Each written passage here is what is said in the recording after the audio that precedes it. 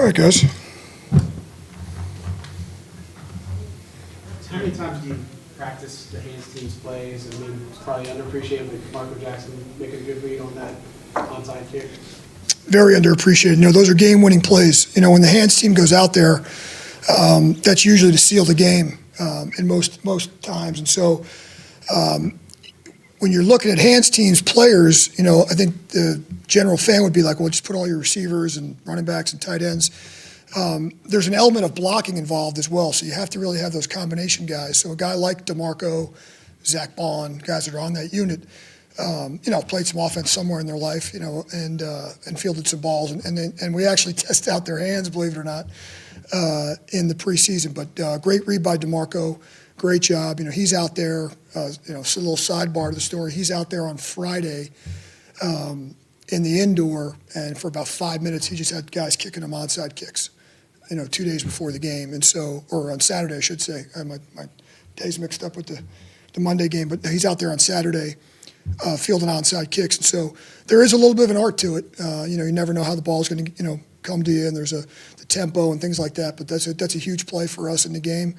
And I made sure that he knew that, and that everybody knew in our group there how big of a play those are. Like I said, when that hands team takes the field, you're usually in the lead. It's usually a close game, and they need one, and so it was a huge play, big time. So great play by D-Jack. How do you go about testing the hands in that context? Is it just about doing it over and over again during the preseason? Yeah, well, when Phil Galliano and myself during training camp, when we're doing like offensive and defensive drills, we'll go around to the different. Phil works closely with the defensive backs when they're doing their individual. I'll walk around and kind of watch those guys doing ball drills, and we actually have a pretty good group of linebackers, pretty good hands in our group of linebacker, all those guys, so a number of those guys. But, depending on where the ball gets kicked, you may have to block, like I said. So you can't really have smaller type bodies out there, especially those frontline guys where DeMarco is.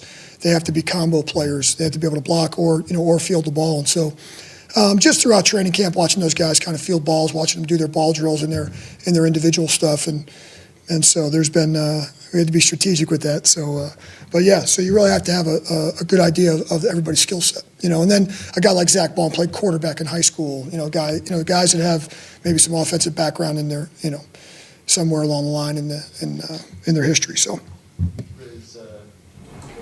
Obviously, you guys are going up there in September, not January. But are there any challenges that go with that stadium for specialists in particular? Yeah, I mean, listen, we don't play a whole lot on grass to begin with. So obviously our whole training camp was on grass. So Blake and Lou and Zach got a lot of work during training camp outside on the grass. And so there's always those challenges. We'll get another good workout outside tomorrow. I think I mentioned that last week where we have every different surface here with goalposts and grass, indoor, outdoor, turf, indoor, outdoor. So so just a grass stadium. Their stadium. We played up there last preseason, so you got a pretty good beat on the, on the field conditions, and we'll have to check out the wind when we get out to pregame, like we do every week, and kind of see what it's doing. We'll see how the week goes on. As we know, up there the weather can change in a hurry, so I don't really look at the forecast too early. But yeah, so those are the natural things that come with an outdoor game. You get wind direction. You're on that surface, making sure everyone's got the right shoes on, things like that. Is that like one of those stadiums where the wind can kind of be tricky because of the big facade or whatever? Yeah, it can be. It really depends on to get technical on you, which direction it's coming out of and kind of how it's blowing in. And that was kind of the same thing the other night.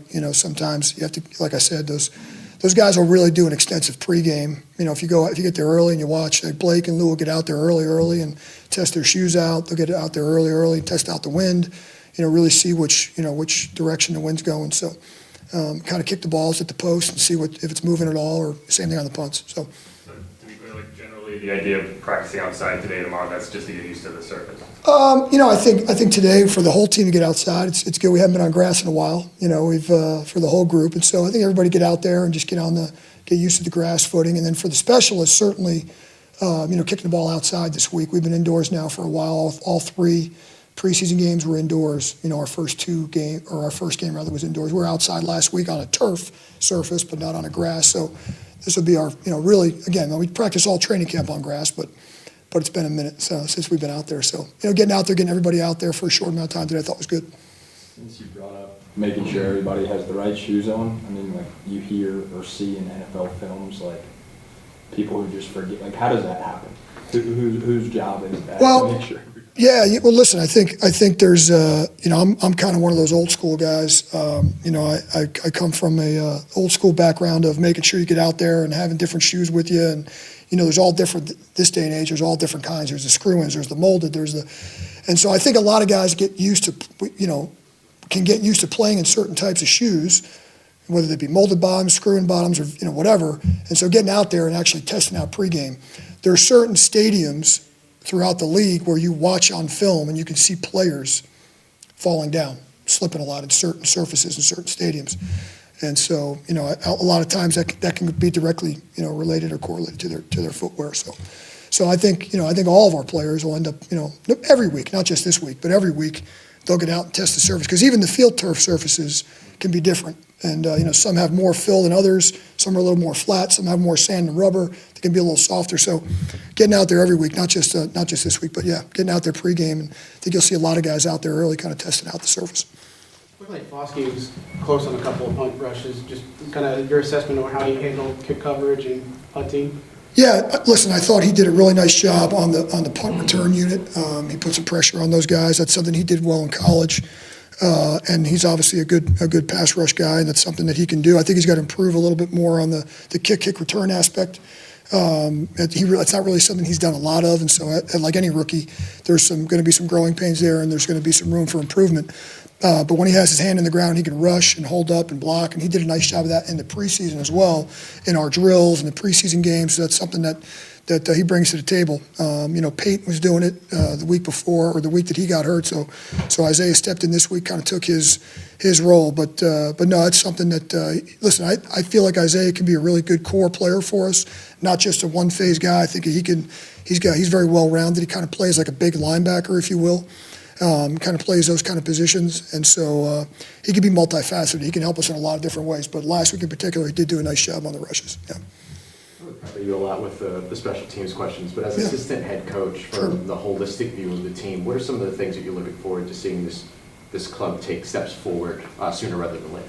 Yeah, listen, I think overall, you're always looking for, at the beginning of the season, you know, there's that old cliche about the big improvements you make early in the year from game 1, 2 to 3. I think overall as a team, I think DA has done a great job of kind of laying out where we have to improve every week. You know, he would go in and reassess the game 1, game 2, this is what we did well, this is what we didn't do well, these are the things we have to improve on.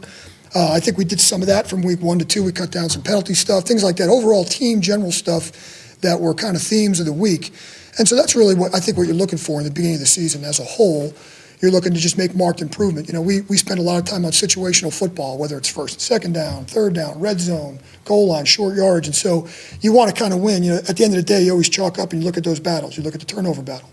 You look at the red zone battle. You look at the third down battle. And you look at those situational football. I think this time of year, what was it last weekend? There was 11 or 12 out of the 16 games were one score or something like that. It was a crazy number. And so every single play of the game is critical. And so we're really looking to win those situations. I think that what you're seeing right now in these one-score games is teams that win the turnover battle and the third down battle and the red zone battle, and the teams that win those situations are the teams that are coming out on top. And so those are the things I think DA's done a great job of stressing. I think we've done a really nice job as a whole coaching staff of emphasizing that, and those are the things we're looking to improve on, you know, in the beginning of the season here. Amen. Appreciate you guys.